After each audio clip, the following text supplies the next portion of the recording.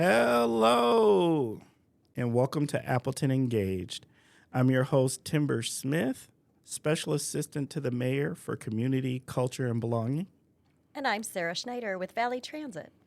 And Appleton Engaged is a podcast that explores the many people, organizations, and resources that make our community a great place to live, work, and play. So whether you're a longtime resident or just getting to know Appleton, join us as we learn more about our community together. Timber, I am especially humbled by this conversation we're about to have today because before 5 years ago, I didn't know this organization existed. So I think the appeal for our listeners today is that if you or someone you know could benefit from this resource, you just may already know about it and you'll be proud to share this podcast. But if you never personally would have needed this organization, you'll be better for knowing the information that you otherwise wouldn't.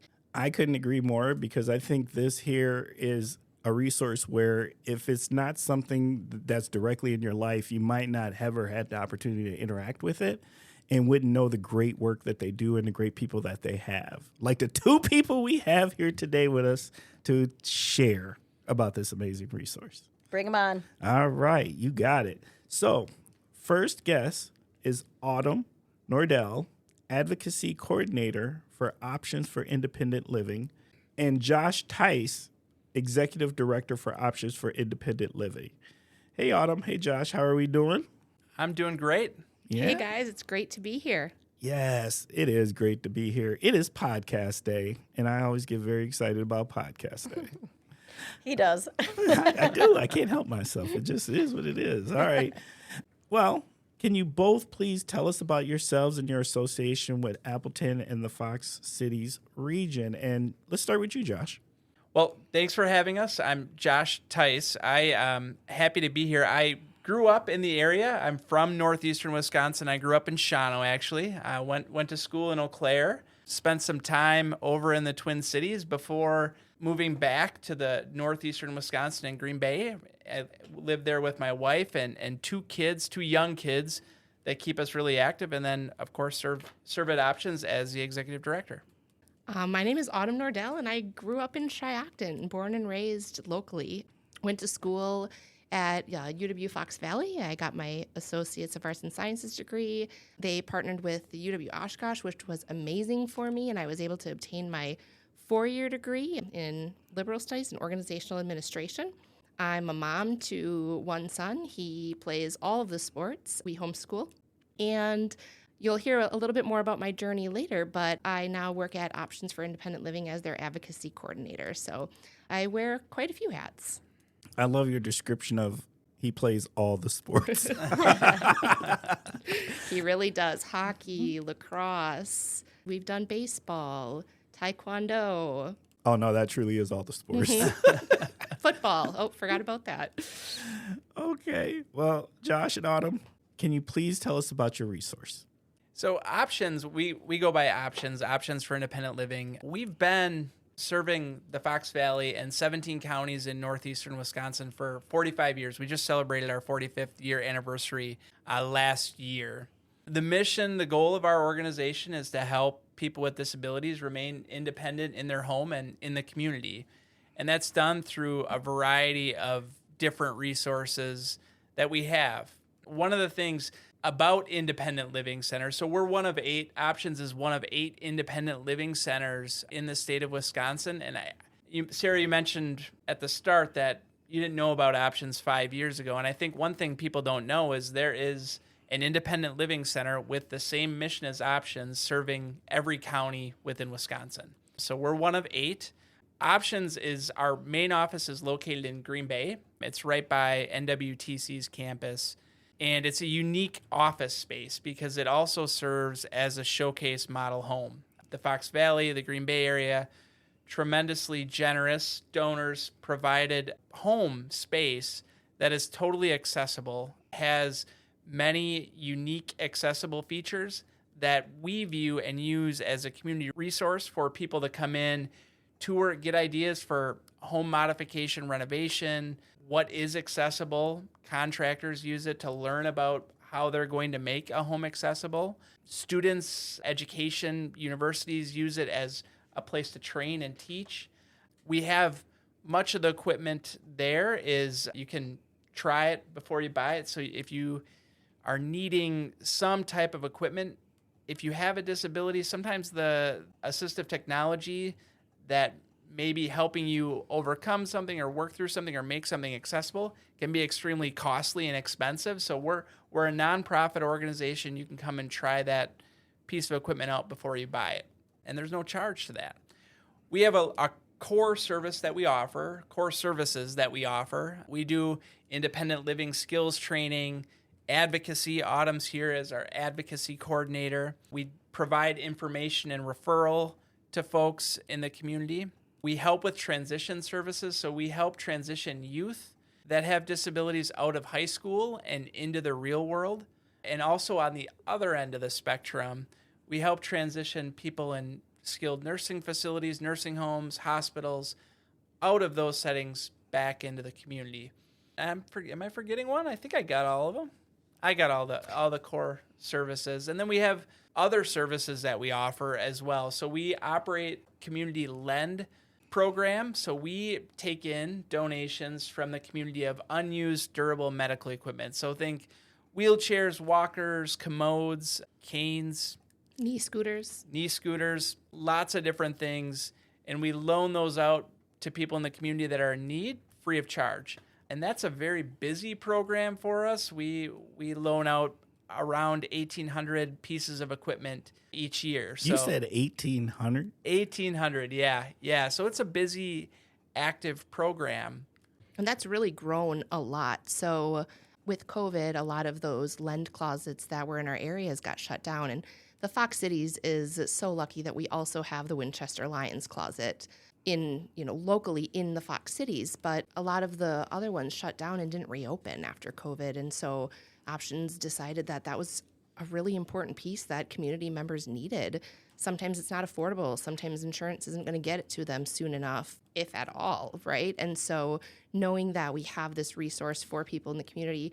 So we had someone come and borrow it for their mom who recently had a leg injury so she could go celebrate her 90th birthday with the rest of her family. So things like that where it might be more of a temporary thing, but maybe it's not. Maybe it's a little bit more long-term where someone needs a knee scooter for 12 weeks and they need it then. And then the other one, Josh, would be peer support. And also just to note that we serve any income, any age, any disability. So that's the other really important piece I feel to note is, like Josh said, we are a nonprofit, but we serve anybody who needs us within this community. Josh, when I said this organization didn't come into my life until 5 years ago, I got to see a model of what you're talking about.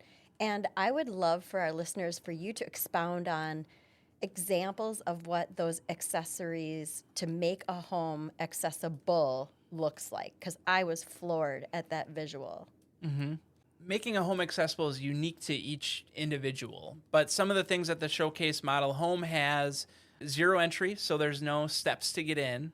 The bathrooms they have handrails, accessible shower, so there's no lip or bridge, or it's not a tub shower. You can get right into the shower.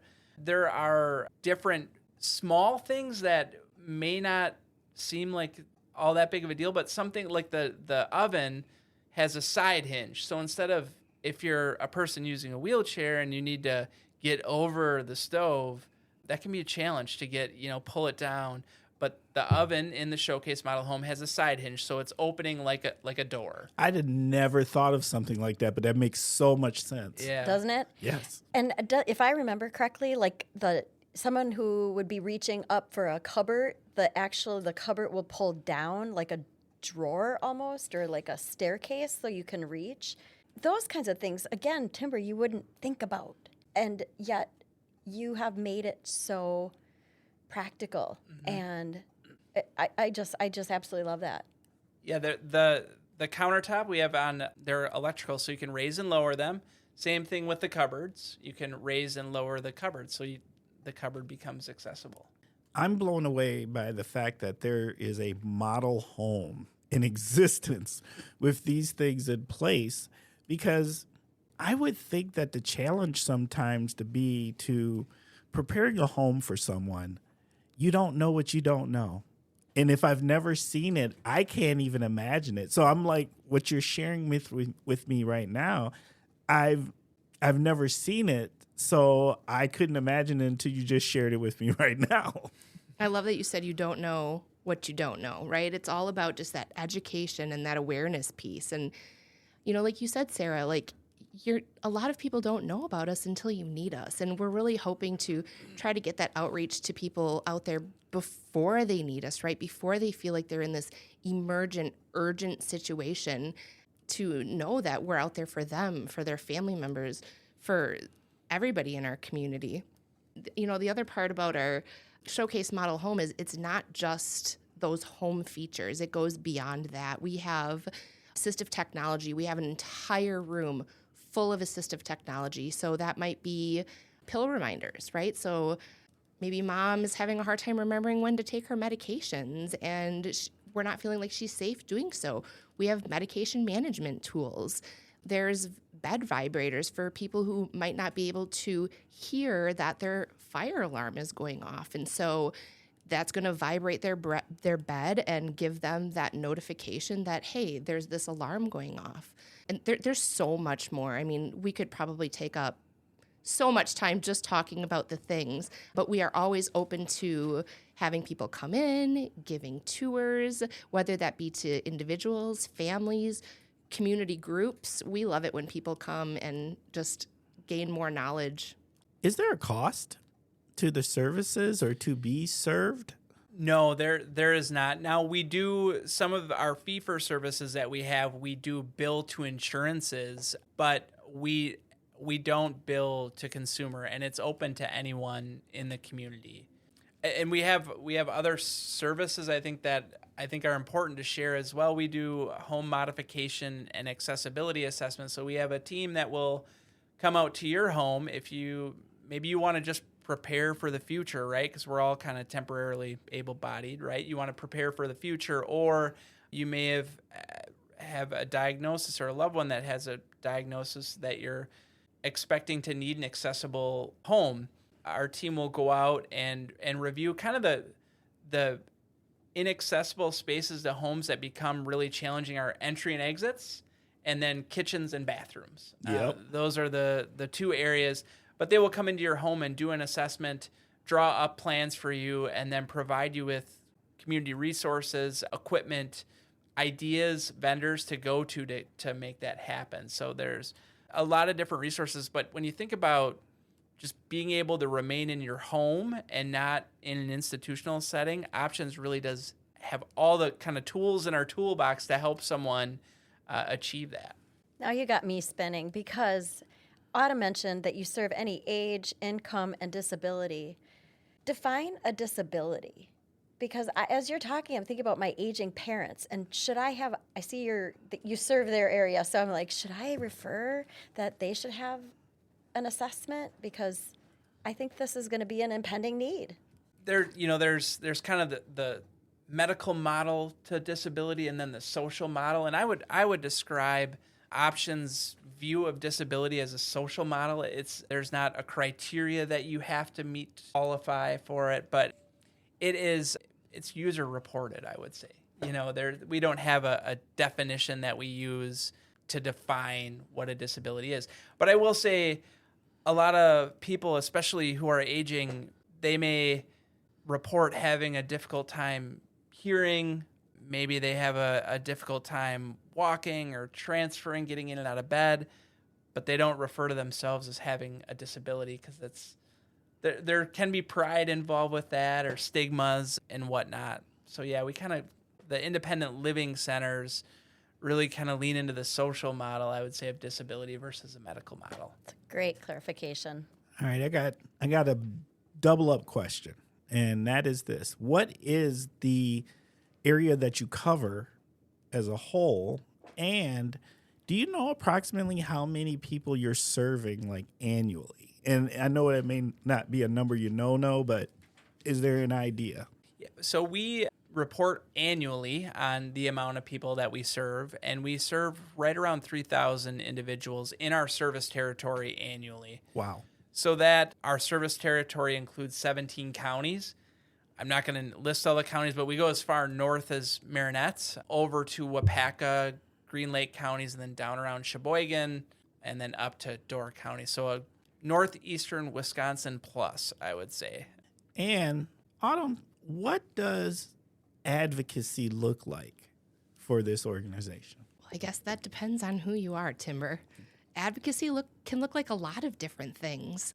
Advocacy can mean just kind of needing external supports in making some difficult phone calls. Sometimes I think emotions can get really heightened, and sometimes it's hard when talking with maybe, professionals, when it's just you talking about your disability, maybe talking about things that you need, accommodations that you're requesting. So it can be help kind of them telling me their story and then me helping them find out how to tell their story, right? Because each person's story is their own. And so I'm not here to talk for someone or form the words for someone else. I'm here to help them know what's inside of them and the things that they need, the things that they want, because every single disability is different, right? And everything that people need is different. And so really getting to know what that person needs. And so could be maybe sitting in an IEP meeting to help advocate for what you feel like your child needs. It can be help with the transportation. Maybe we're having some barriers with timeframes and transportation. Again, this is one of those situations where I could probably give you 100 different scenarios, and I'm definitely not going to hit on every one. But really, it kind of depends on what that person feels is their need and getting that story. Well, let me ask this then. What do you see? What do you typically see? What do you see most often? Well, I feel like in my role as advocacy, it's a lot more of me trying to bring the community together versus individuals coming to me. Well, I do enough of that. I do work part-time. I do homeschool. And so trying to fit all of those hats. So I'm always there for the people that need me. But lately I found a lot of it is community supports. So sitting in on different coalitions and making sure that one advocacy coalition kind of knows what some other advocacy coalitions are doing to make sure that not that we're not reinventing the wheel, but that we're combining our efforts because we are all stronger together.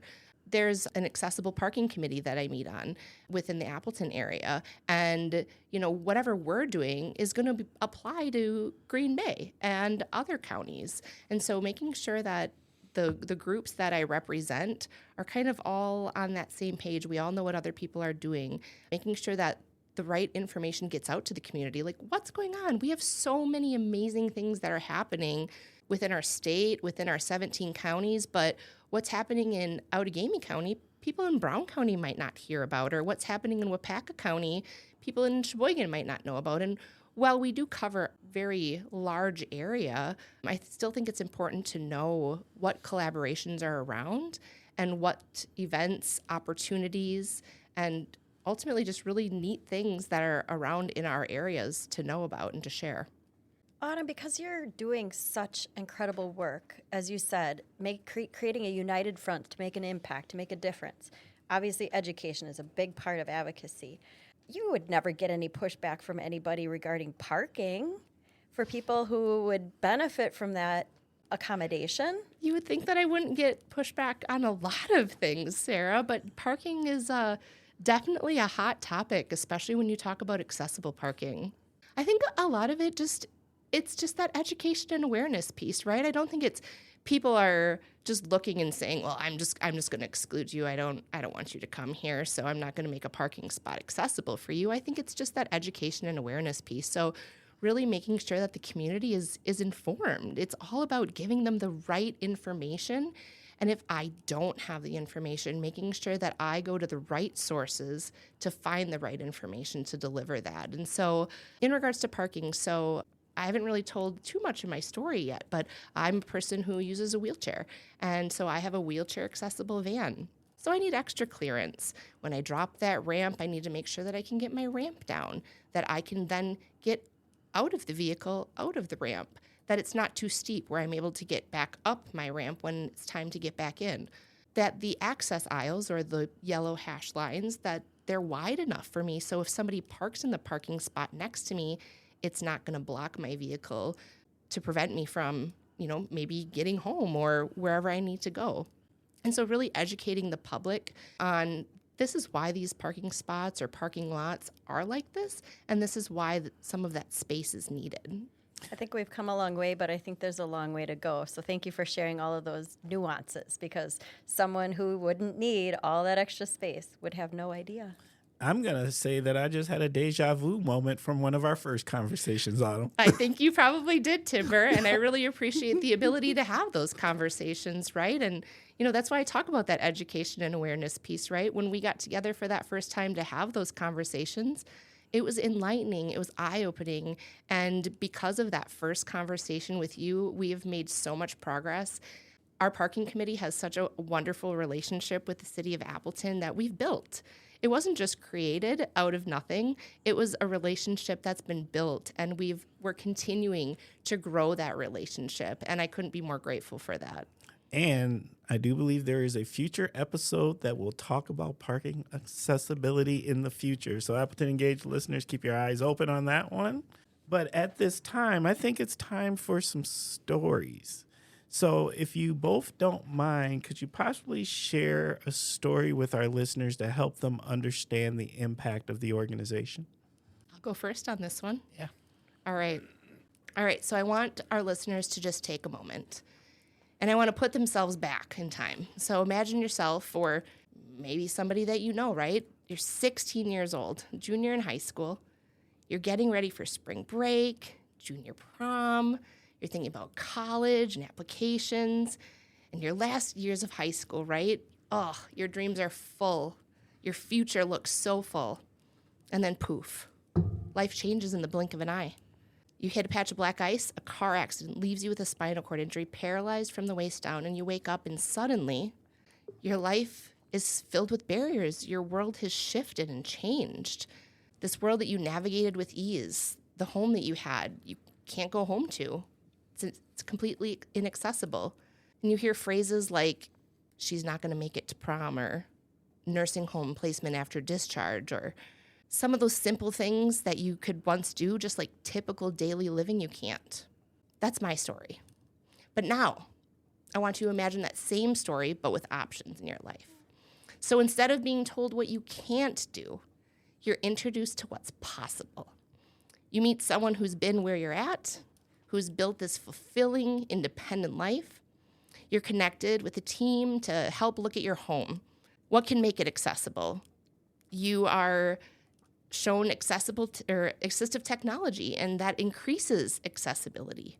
You're guided through the process of requesting school or workplace accommodations, so you can really thrive in any environment that you choose. And you meet with a work incentive benefits counselor, so you know how these things are going to affect you. You're introduced to adaptive recreation. You go on the beach for the very first time. You realize you can. That's my story. And it's not just one story, though. It's the story of thousands of people who find themselves in these unexpected circumstances, right? So we talked about aging parents who want to stay in their homes, or individuals who acquire disabilities later in life, or maybe someone who's had a disability their entire lives, but they still need supports. Young adults with disabilities entering college, the workforce, maybe getting ready to go live out on their own. One thing is, disability doesn't discriminate. Every single person at some point in their life, or the life of someone they love, will need options, right? And I'm not talking about the options that are out there, which, yes, I am, but I'm talking about us, options for independent living as well, because these are all things that we can help support. And I truly believe that me, that 16-year-old girl, and now me, 23 years later, so you guys can do the math. I just celebrated my life anniversary, but options helped me grow. Options helped me become the person that I am today, a strong advocate, a mom, someone who's super involved in my community.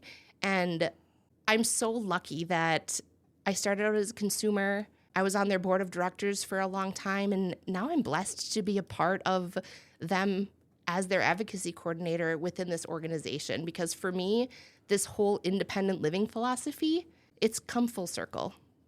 I don't know how to respond to that, to be completely honest. Autumn, you have been such an inspiration to me, and I've known your story a little bit, but to hear it and honestly be able to relive it with you here is really touching. And I have goosebumps, and you can probably see I have tears. It's just powerful. So thank you for sharing that. Thank you. Well, Josh, you're not off the hook. I just want you to know that. Well, that's tough to follow. But, independent living centers, ILs, were really born from advocacy. ILs throughout the country are a product of the Rehab Act, right? The 1974, I believe, could be 72, Rehab Act. And there is part of kind of the core, or I always say that ILs were born from advocacy. So that really is a centering point of everything that we do. One of the things I think that makes Options unique and is so much a part of our culture is the peer support, and that the majority of our Options staff and board of directors are people with disabilities, and that's lived experience. I think, so often when you're a person with a disability, when you're in kind of this medical model of care, there's so much focus is on fixing and not necessarily changing the world around that person, but fixing them to kind of form or be a part of society, or how the medical field sees as fixed, right? Mm-hmm. So ILs are born from that movement and really have stood the test of time, 45 years. And like I said, the thing that really makes us unique, and that is a part of our story, is that peer support and that centering point around advocacy and trying to make places, spaces, homes accessible for everyone. Well, and you talked about that. There's something that they say, nothing about us without us, right? And so at Options, Josh had said that staff and board are people with disabilities. Over 50% of staff and board are people with disabilities. And so, nothing about us without us was started in the disability rights movement. And, it basically means that policies, decisions, and discussions affecting us, they should involve us, right? Facts. Simple, right? Like, we should have a seat at that table. And that's exactly what Options does, is we make sure that everybody has a seat at that table, that everybody has a voice, and that every single person's voice is heard and valued. I am curious if you have any upcoming events or initiatives or engagement opportunities that you would be willing to share with our listeners. Sounds like you probably have intrigued some people to get involved, so here's your chance. Well, we do wheelchair washes frequently that we host at Options. We are always available for group tours or tours to come through. A great place, Autumn also keeps up our Facebook page. So if you check out Options Facebook page, it's Options for Independent Living, and search that. We keep that fresh. Autumn does. And keeps it up to date with events, not just events that are happening at Options, but events within the community that would support or people that we serve would be interested in. So I would direct people to our Facebook page. And if anybody or community has any events that they want to feature on our Facebook page, I know that Timber will be putting my email in the podcast notes. Please send things my way, and I can definitely feature them. Can you give an example of what that might look like? Are you saying events that potentially your population would be able to participate? Absolutely. Inclusive things. And so, for example, there are little, like support groups or Easter egg hunts, or, for example, Options. We had a Sensory Santa event this year, and it was amazing. So events like that, events for our community, created by our community. I'm going to go for taco tastings. Well, those are all purpose. That's just my bias. Where there's food, you'll find timber. Facts. Well, and, Josh mentioned about our wheelchair washes. And so we do one in the Fox Cities every year, and we do one at Options every year. And so we're always looking for people to get involved. And whether it's, You want to volunteer, or you want to donate? You want to sponsor? You will just want to participate? We're welcoming you all. We would love any of that. And one other thing that I'm trying to do or to kind of see what that need is for kind of like a virtual peer support. I don't know if I'm going to call it that. Maybe like a community connections is kind of what I'm really liking, because let's face it, it doesn't matter if it's summer or winter or whatnot. Social isolation is real. And we just need to connect with people more. And so I'm just trying to see, like, is that something that people would want? Is that something that we need? I feel like it's something that we need. And, I really want to reach the right people to see if anybody else would want something like that within our community. I'm just going to go ahead and say yes. Perfect. I agree. You guys can be, I'll send it to you, and you guys, I'll at least have 4 people log on. There you go. Well, we were kind of already going down this path, but is there anything the community can do to be helpful? Well, we have a lot of different ways to get involved with options. We have several committees. So we have a committee that Autumn heads up that focuses on advocacy. We have a great finance committee. We have a development committee that helps us identify grants that would be supportive of our mission, and also donor fundraising events that would be supportive of our mission. We have volunteer opportunities to help clean up some durable medical equipment before it gets loaned out. It's just some general stuff. We have a beautiful accessible garden right at our office that takes a lot of tending to. We're also a chemical-free office, so we don't like spray any weed killers or anything like that around our space, but that means the weeds grow, and we need a lot of support picking them. So there's a lot of different volunteer opportunities and ways to get involved. I would encourage people to check out our website, and you can reach out to us at info@optionsil.org. It's a great way to connect and get connected with the right folks that could steer you in the right direction. Yeah, or always message our Facebook page. That works as well. Is funding a need? Funding is always a need. Oh, thanks for asking, Sarah. For sure. Yeah, funding is definitely, it's a perpetual need. The consumers that we serve, like we talked about, we don't provide a fee for the service in many cases, just billing their insurance.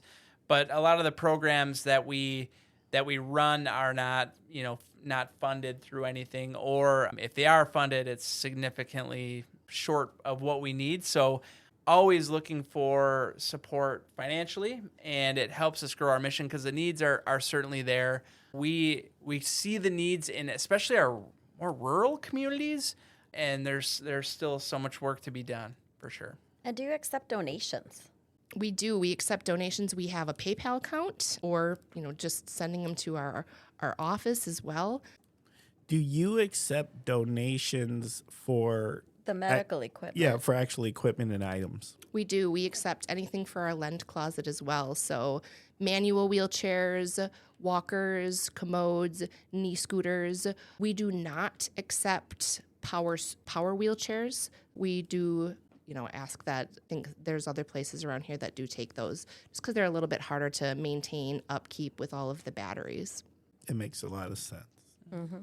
Well, we also started doing this a little bit earlier, but let's fully flush this out, and that is, who can people contact if they would like to learn more, and maybe the ways that they can contact? Well, there's several different ways. You can drop in at our Showcase Model Home and Office in Green Bay.